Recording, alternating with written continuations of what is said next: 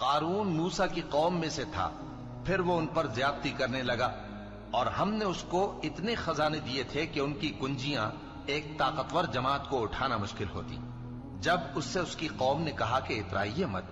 کہ اللہ اترانے والوں کو پسند نہیں کرتا، اور جو مال تم کو اللہ نے عطا فرمایا ہے اس سے آخرت کی بھلائی طلب کیجئے اور دنیا سے اپنا حصہ نہ بھلائیے، اور جیسی اللہ نے تم سے بھلائی کی ہے ویسی تم بھی لوگوں سے بھلائی کرو، اور ملک میں طالب فساد نہ ہو، کیونکہ اللہ فساد کرنے والوں کو دوست نہیں رکھتا۔ وہ بولا کہ یہ مال مجھے میرے ایک ہنر کے سبب ملا ہے۔ کیا اس کو معلوم نہیں تھا کہ اللہ نے اس سے پہلے بہت سی امتیں جو اس سے قوت میں بڑھ کر اور جمعیت میں بیشتر تھیں ہلاک کر ڈالی تھیں، اور گناہگاروں سے ان کے گناہوں کے بارے میں پوچھا نہیں جائے گا؟ تو ایک روز قارون بڑی آرائش اور ٹھاٹھ سے اپنی قوم کے سامنے نکلا۔ جو لوگ دنیا کی زندگی کے طالب تھے کہنے لگے کہ جیسا مال و متاع قارون کو ملا ہے کاش ایسا ہی ہمیں بھی ملے، وہ تو بڑے نصیب والا ہے۔ اور جن لوگوں کو علم دیا گیا تھا وہ کہنے لگے کہ تم پر افسوس،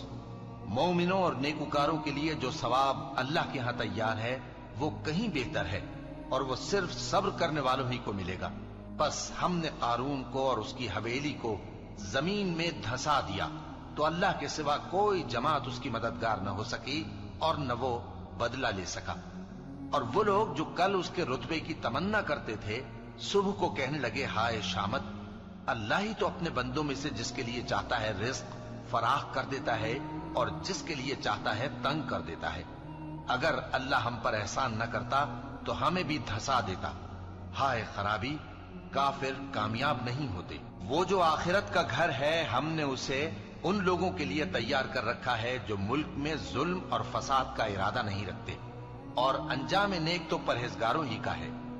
جو شخص نیکی لے کر آئے گا اس کے لیے اس سے بہتر صلہ ہوگا، اور جو برائی لائے گا تو جن لوگوں نے برے کام کیے ان کو بدلہ بھی اسی طرح کا ملے گا جس طرح کے وہ کام کرتے تھے۔ اے پیغمبر،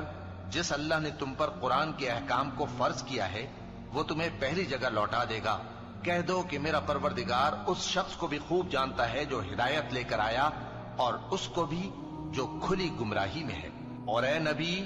تمہیں امید نہ تھی کہ تم پر یہ کتاب نازل کی جائے گی، مگر تمہارے پروردگار کی مہربانی سے نازل ہوئی، سو تم ہرگز کافروں کے مددگار نہ ہونا، اور وہ تمہیں اللہ کی آیتوں کی تبلیغ سے بعد اس کے کہ وہ تم پر نازل ہو چکی ہیں روک نہ دیں، اور اپنے پروردگار کو پکارتے رہو، اور مشرکوں میں سے ہرگز نہ ہو جانا، اور اللہ کے ساتھ کسی اور کو معبود سمجھ کر نہ پکارنا۔ اس کے سوا کوئی معبود نہیں، اس کی ذات پاک کے سوا ہر چیز فنا ہونے والی ہے، اسی کا حکم چلتا ہے اور اسی کی طرف تم لوٹ کر جاؤ گے۔